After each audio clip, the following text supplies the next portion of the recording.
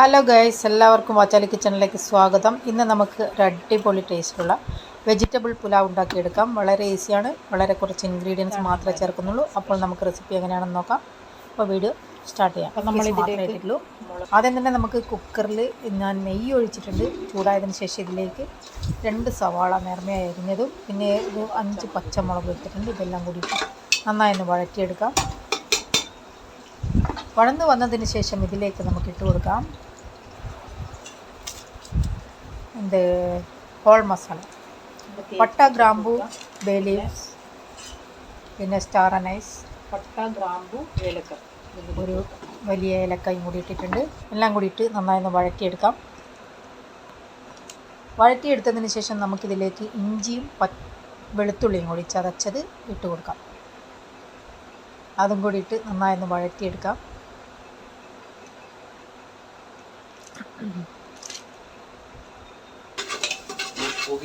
അപ്പോൾ ഇതെല്ലാം കൂടി വഴറ്റിയെടുത്തതിന് ശേഷം നമുക്കിതിലേക്ക് സോയാ ചങ്ക്സ് ചൂടുവെള്ളത്തിലിട്ട് കുതിർത്ത് നന്നായി പിഴിഞ്ഞെടുത്തതിന് ശേഷം ഇതിലേക്ക് ചേർത്ത് കൊടുക്കാം. ഗ്രീൻ പീസ് കൊടുക്കാം.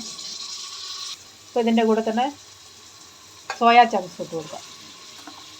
ഇനി അതെല്ലാം കൂടി നന്നായി മിക്സ് ചെയ്തെടുക്കാം.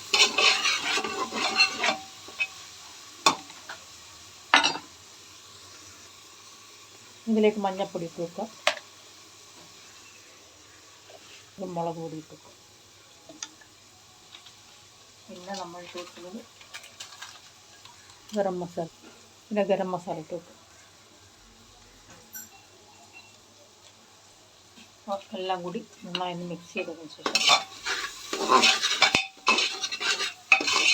ഇതിലേക്ക് ഉപ്പിട്ട് കൊടുക്കാം. അരിക്കും കൂടി കണക്കായിട്ടാണ് ഉപ്പിട്ടുള്ളത്.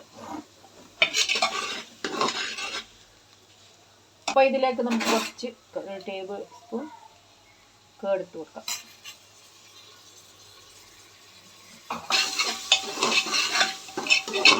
തക്കാളി ഇട്ടില്ല.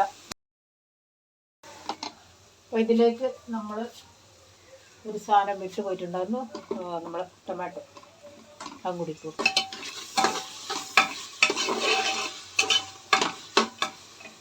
വഴന്ന് വന്നിട്ടുണ്ട്. ഇനി നമുക്കിതിലേക്ക് റൈസ് ഇട്ട് കൊടുക്കാം.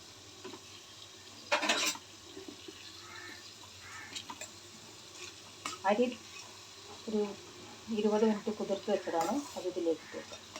നന്നായി മിക്സ് ചെയ്ത് വെക്കാം.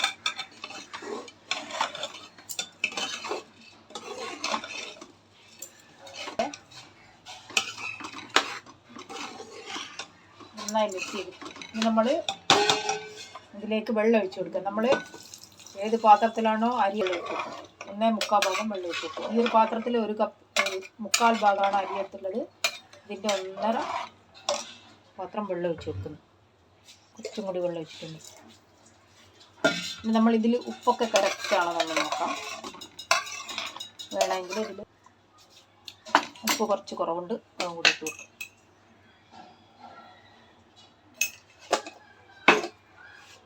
അധികം മല്ലിയിലയും കൂടി ഇട്ട് വെക്കും.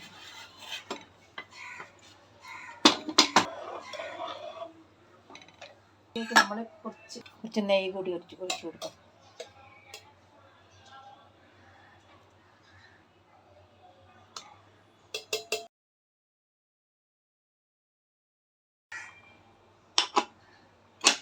കുക്കറിലവിടെ അപ്പോഴേക്ക് നമുക്ക് ചട്നി റെഡിയാക്കി എടുക്കാം.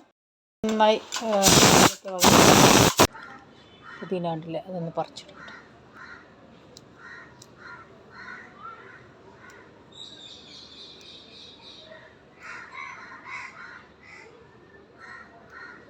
പുതിനേൻ്റെ ചട്നി ഉണ്ടാക്കാം. കണ്ടില്ലേ, നല്ല അടിപൊളിയായിട്ട് നമുക്ക് ചട്നി ഉണ്ടാക്കാം.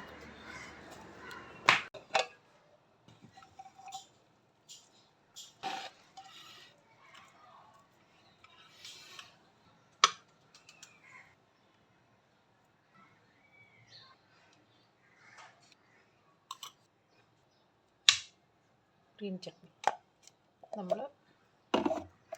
ഇതാണ് നമ്മുടെ ഇന്നത്തെ സ്പെഷ്യൽ.